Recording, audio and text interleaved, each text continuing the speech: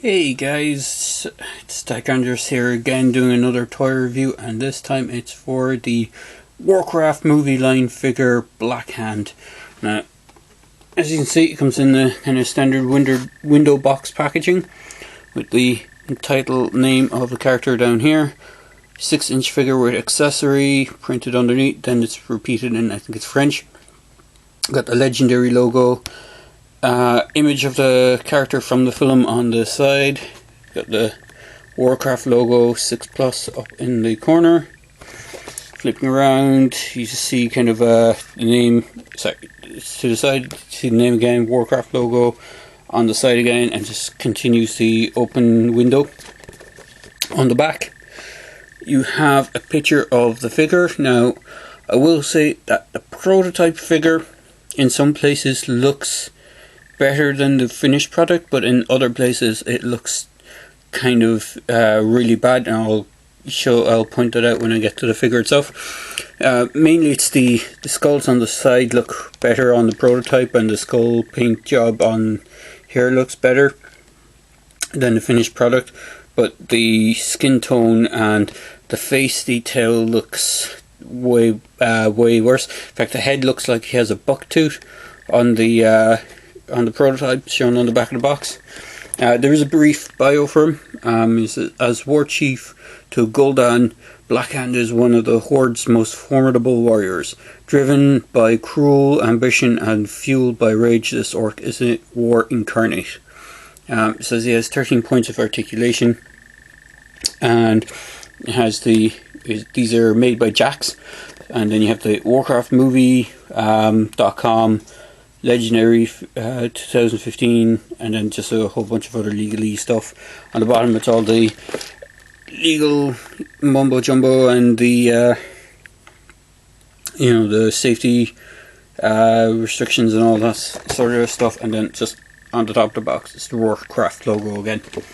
Sorry, movie style Warcraft logo, because the actual standard Warcraft logo is completely different. So moving the box aside, bringing the figure itself, he does come with his one accessory, which is this massive mallet mace type thing. Very accurate to what he uses on the screen. Has like this big cool skull design on one side, a spiked kind of blunt side, and he has a fairly big handle, and there's another kind of skull design on the bottom. He holds it. It's designed to only fit into one hand, which is his right hand, which is the BlackHand where he gets his name from. Again, I'm not too familiar with the lore on BlackHand and how his hand is the way it is, so I'm pretty sure more than likely people out there who play Warcraft religiously will know more on the lore of the character. Sorry, bring it back into focus. All I know is in the film he was called BlackHand, and he's one of the main. I wouldn't call him villains, but he's the war chief for the Horde, which is the kind of the bad guys side of the movie. So just putting his weapon down. You can see the sculpt thing on his face. Now, when I got mine first, he had a bit of black splotch just here underneath, between his nose and under his eye, which I removed. And I'm not sure if this black splotch on his belt piece is actually on the skull on his belt is a mistake or not, because on the prototype it doesn't. It's completely bone. He has these pieces that are attached to his waist and his kind of loincloth area. The loincloth is made of a soft rubbery material. He does have waist articulation, but he doesn't have any ab crunch. His arms are quite articulated. You can go forward and back on standard kind of bulge shoulder socket hinges. Has an upper bicep rotation. He has a single hinged elbow. There's no swivel or anything at the elbow, and then he actually has He has rotating hands, or swivel hands, and he can actually go forwards and backwards with his hands. His right hand is sculpted in a gripping pose, whereas his left hand is actually in a more open-handed pose. He does have these really cool dragon. I think what they're supposed to be is more wyvern style skulls on his back, or some sort of snake or small dragon type thing. Bear with me a moment. One of them actually did pop off. They do come separately in the box when you get them, so there is a small bit of assembly required when you get this guy first. As you can see, this is the way he comes packaged. There's these holes that these just plug into. They don't click into place, so they can come out. Just so you can see, he does have his safety sticker on his butt. So, and then he has quite a good range of movement with his feet. He can go forwards and backwards. He can't go back too far, but he can go forward quite well because the loincloth is soft enough that it gives him that extra range of movement. He can go out to the side, and he has a single knee joint, but it's able to rotate. Can't quite get a 90-degree. Yeah, he doesn't have much of a bend in the knee. That's about as much as you bend you can get. He can go forward quite a bit, but not back too much.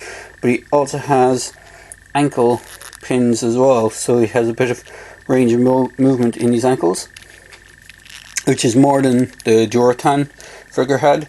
And he also has a ball joint on the head, which when I originally saw this guy in packaging, I thought his head was just basically stuck in place because that's the same way Joratans came, but this guy actually has a ball jointed head, and these armor pieces are rubber again, just like the skirt, so they do kind of move aside when you want to position him, his head left to right. It is hindered alright by his hair sculpting because it bounces off the upper armor.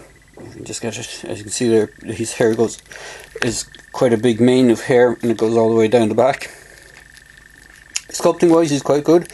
He has a sort of a wash over his skin, so he's not just pure kind of pinkish. And as I said, his face sculpt is quite well done. Even if a customizer was to go in and probably do an extra little bit of detailing onto him, we would make him pop far better than what he is, but it's far better than the prototypes. The prototype's picture, the skin tone and the face. He does hold his mallet. It's quite loose in his hand, so let me just bring him into focus. He doesn't get a great grip on it, and you can have him hold it up in the air and kind of bounce it off his shoulder pads, and that looks quite good. And you can't get any real two-handed poses. His hands just don't really cross enough for him to get two-handed poses. You can just barely get a two-handed pose out of him, but it's a bit of a tight squeeze. All in all, he's a really cool figure. I picked them up because they're actually on clearance now at the moment. They only seem to do one wave of figures, which was this guy, Doratan, BlackHand Doratan, who is here. I'll just show him for size comparison. Here he is next to Doratan. Same height. Doratan has less articulation than BlackHand. His neck, he doesn't seem to have any neck. If you watch my video from him, you'll see he doesn't have any neck articulation. He doesn't have the extra hinge on the hands. The hands look to be almost identical in the sense that the left hands look like they're the same sculpting on both figures, but they're different connections. In addition, he also doesn't have the range of movement in the legs that BlackHand has because of his skirt piece, and his legs then pop off. Just get it back in, and his legs just go forward and backwards, and they don't have the additional articulation point there, but they do look quite well together next to each other. And the other figures that they have in the line is Lothar, who I also reviewed. I just dig him out there, bear with me a moment. I have him right here, who is the Alliance member. So you can just see him in front there. Let me just move the camera back a touch. And down. So that's Lothar. And then is it Mirrodin, I think he's pronounced? Who is the sorcerer kind of character. He's like the guardian. I don't have that figure yet. I might pick him up now that they're on clearance. I wasn't too particularly impressed with the figure. He doesn't look like he has any range of movement at all, bar maybe his arms, because he's wearing a full kind of robe. So it looks like he's very limited in what he can get out of him pose wise.